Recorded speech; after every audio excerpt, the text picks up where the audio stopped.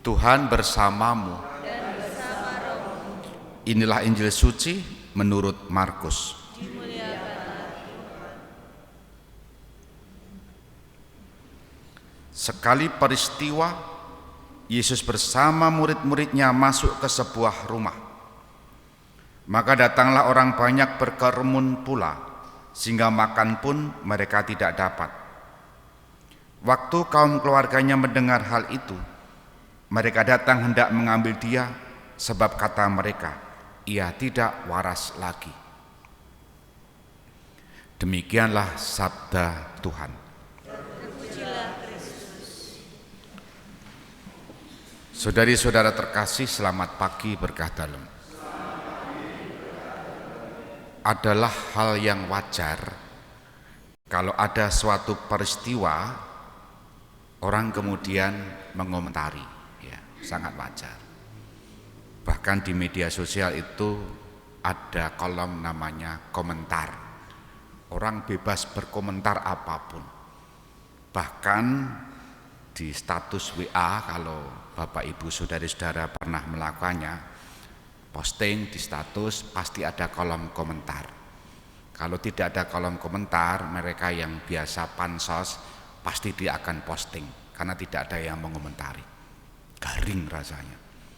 Poinnya adalah peristiwa apapun bisa menimbulkan banyak tanggapan. Maka ada istilah pro dan kontra. Tengah-tengahnya abstain, manut, terserah. Injil hari ini menceritakan bahwa kehadiran Yesus menimbulkan pro dan kontra. Mengapa menimbulkan pro dan kontra? Karena orang umum itu tidak lazim. Mengapa tidak lazim? Karena Yesus menjadi daya tarik banyak orang dan menimbulkan pengaruh juga bagi banyak orang, utamanya dalam hal penyembuhan, dalam hal pengajaran dan sejenisnya.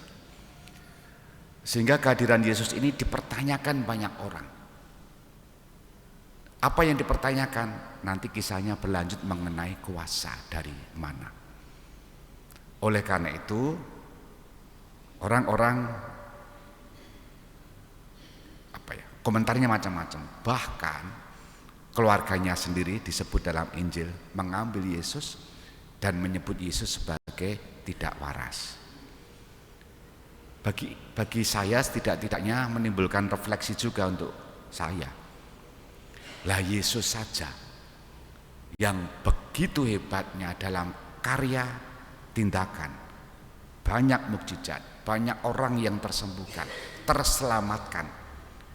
Yesus saja menimbulkan pro dan kontra dan disebut tidak waras. Lah saya pengikutnya, apakah mundur kalau disebut sebagai tidak waras? Kalau disebut tidak waras misalnya karena ngomong, mabuk, perilaku jahat, itu wajar.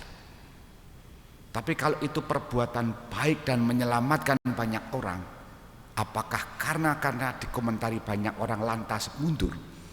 Tentu tidak. Maka ini panggilan kita sebagai pengikut-pengikut Kristus. Ketika kita disebut orang umum sebagai wong Katolik, tidak lumrah sebagai orang Katolik karena aktivitas kita. Aktivitas yang orang umum tadi misalnya apa? Melayani dengan baik, total. Bekerja dengan sungguh, total. Dan aktivitas apapun yang berdasarkan iman, keyakinan, dan kemudian orang lain mengatakan, dan pro kontra tentu saja, komentarnya macam-macam, apa kowe iki wis ra waras neh to. Justru tidak waras kalau kita tidak berbuat apa-apa. Justru tidak waras kalau kita hanya diam. Itu tidak waras. Maka bagi kita sekarang, apakah bacaan hari ini menginspirasi bagi kita? Jika orang-orang mengatakan kita tidak waras, padahal yang kita lakukan adalah benar baik dan benar mulia dan benar untuk maksud yang baik. Moga-moga Yesus yang dikatakan tidak waras ini menyemangati kita untuk terus berbuat baik, menyelamatkan banyak jiwa dan tidak kenal lelah untuk melayani. Kita hening sejenak.